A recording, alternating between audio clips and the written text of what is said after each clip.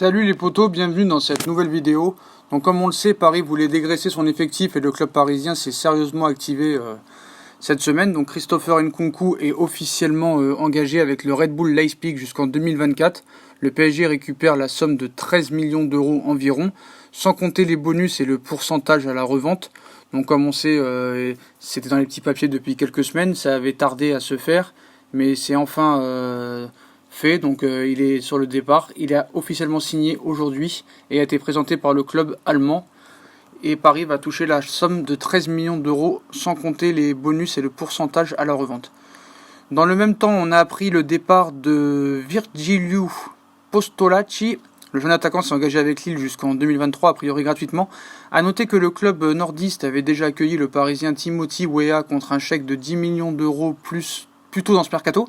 Et si on rajoute le transfert de Giovanni Lo Celso au Betis, 22 millions, et de Moussa Diaby au Bayer Leverkusen, 15 millions d'euros, plus de Gregor Krychowiak au Lokomotiv Moscou, 12 millions d'euros, c'est un total de 72 millions d'euros que les dirigeants parisiens ont déjà reçus sur leur compte en banque cet été. Donc précisons que c'est déjà pas mal. Et précisons que Gianluigi Buffon et Adrien Rabiot, partis à la Juve, et Dani Alves, toujours libres de tout contrat, étaient en fin de bail et n'ont rien rapporté au club, mais ont permis d'alléger un peu la masse salariale. Donc c'est pas mal, je trouve. Sans oublier, Jessé Rodriguez fait toujours partie de l'effectif du PSG. Et il va falloir trouver une solution. Kevin Trapp a été approché par Francfort et le FC Porto, puis Stanley Nzonzi et Eric Maxime Choupo-Moting disposent tous les deux d'un bon de sortie. Enfin, il y a bien entendu le gros énorme dossier Neymar qui risque bien de durer jusqu'au crépuscule du mercato.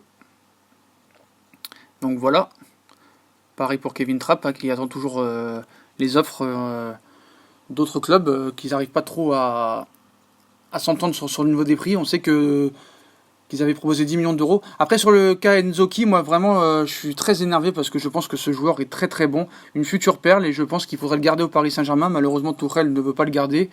Leonardo, je ne sais pas, mais en tout cas moi à chaque fois qu'il a joué au Paris Saint-Germain l'année dernière, il a été très bon, surtout le match contre Marseille. Mais à chaque fois qu'il était là, il a répondu présent. Donc vraiment, pour moi, ce serait une très très grosse erreur de le jeter. Au contraire d'Eric Maxime Choupo-Moting qui dispose lui d'un bon de sortie et qui serait prêt même à partir gratuitement. Le club serait prêt à le laisser partir gratuitement. Donc moi, je serais pour cette idée.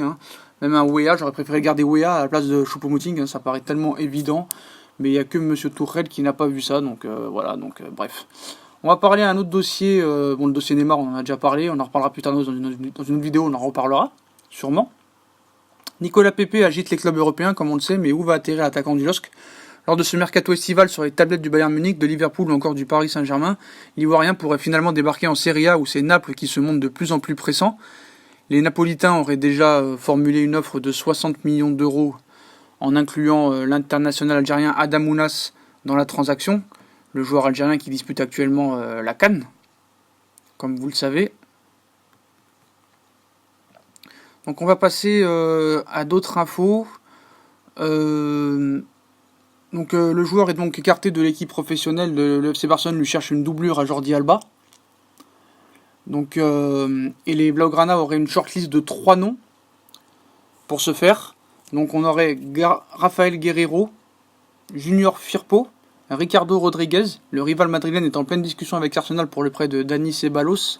Il serait en train de finaliser les derniers détails de l'opération. Donc voilà.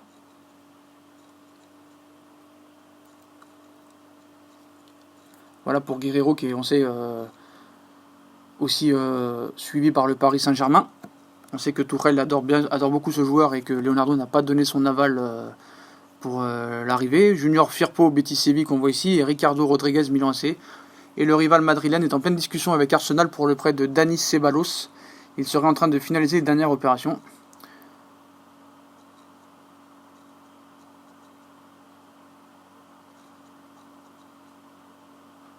On va passer à une autre info mercato, les potos.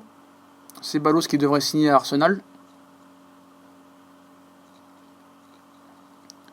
Donc Matthijs de Ligt, c'est dans l'air depuis des siècles, c'est enfin officiel, le prodige néerlandais Matthijs de Ligt quitte l'Ajax d'Amsterdam et rejoint les rangs de la Juve, qui a déboursé un montant de 75 millions d'euros payables sur 5 ans avec les bonus de 10 millions et demi. Donc voilà. Pour l'affaire Pogba, Pogba apparemment se sont résignés. Zidane s'est résigné, il est beaucoup trop cher, hein, 200 millions d'euros, ce n'est pas possible pour les finances du Real, en tout cas cet été, qui préférerait peut-être mettre sur Mbappé dans quelques années. Donc voilà, donc Zidane ne fera pas de folie pour Pogba, c'est beaucoup trop cher, 200 millions d'euros Manchester United, qui va en faire son capitaine l'année prochaine. Donc voilà.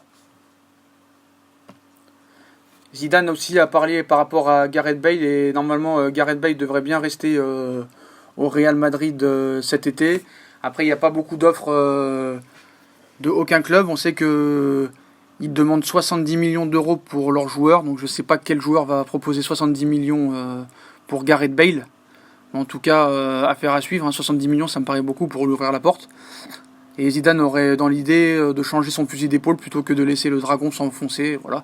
Donc voilà pour Bale. Pour Fekir, donc Fekir s'approche du Betis Séville. Donc le Betis Séville proposerait 25 millions d'euros pour l'attaquant de l'Olympique lyonnais. Donc on sait que Lyon est vendeur et demande entre 25 et 30 millions d'euros. Donc ça discute entre Lyon, Fekir et le Betis. Donc à voir si ça va se faire ou pas. Comme on pense que l'année dernière Liverpool était prêt à mettre 70 millions sur la table, donc un départ de Nabil Fekir vers l'Espagne se précise. Alors que le média espagnol ABCD confirme un accord avec le Betis Séville sur un contrat de 5 ans assorti d'un salaire annuel de 7 millions d'euros.